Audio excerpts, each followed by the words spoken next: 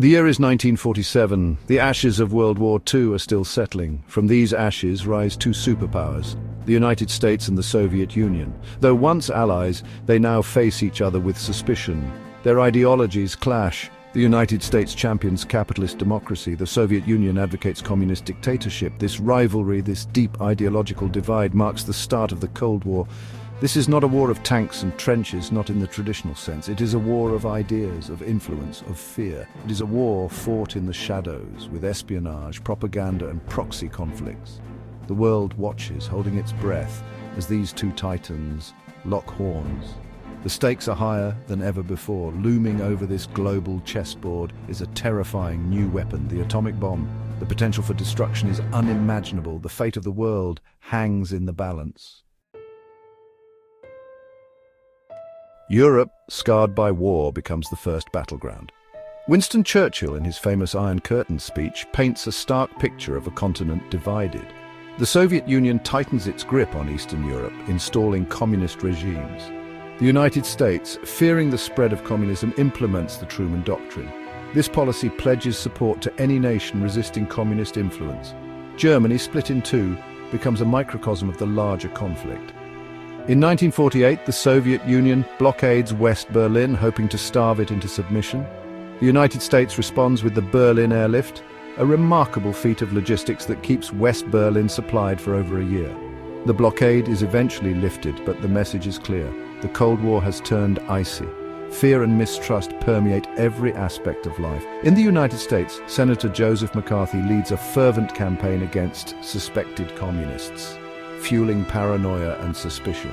The Soviet Union, under the iron fist of Joseph Stalin, tightens its grip on its people, crushing dissent and purging any perceived threats. The world watches in horror as the nuclear arms race accelerates. Both superpowers develop increasingly powerful weapons, each capable of unimaginable destruction. The fear of nuclear annihilation becomes a constant shadow, shaping global politics and influencing everyday life. The Cold War spills beyond Europe, engulfing nations far from the heart of the conflict. Korea, Vietnam, Afghanistan. These become stages for proxy wars, where the superpowers back opposing sides, fueling bloody conflicts. These wars, often devastating for the nations involved, highlight the global reach of the Cold War and the human cost of this ideological struggle. Newly independent nations emerging from the ashes of colonialism find themselves caught in the crossfire. Forced to choose sides, they become pawns in this global power struggle. The Cold War reshapes the political landscape of the world, leaving no corner untouched by its icy grip. Section 4. A thaw in the cold détente and shifting dynamics. The 1970s bring a glimmer of hope.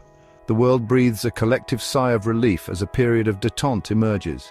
The United States and the Soviet Union engage in talks seeking to limit nuclear weapons and reduce tensions. Agreements like the Strategic Arms Limitation Talks, or SALT, offer a glimmer of hope that the Cold War might be thawing. But beneath the surface, tensions simmer.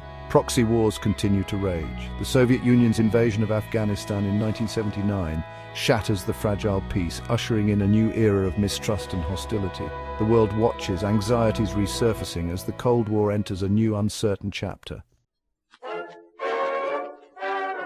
Section 5. The wall crumbles, the end of an era. The 1980s see a resurgence of Cold War tensions. Ronald Reagan takes a hard line against the Soviet Union, famously labeling it an evil empire. He increases military spending, escalating the arms race and fueling fears of a potential conflict. But within the Soviet Union, the seeds of change are being sown.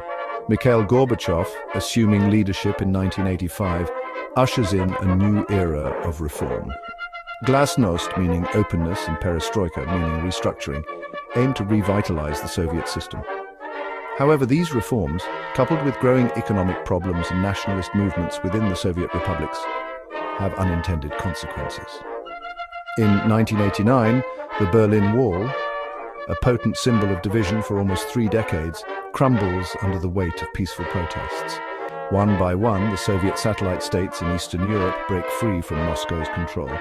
By 1991, the Soviet Union itself dissolves, marking a momentous turning point in history. The Cold War is over.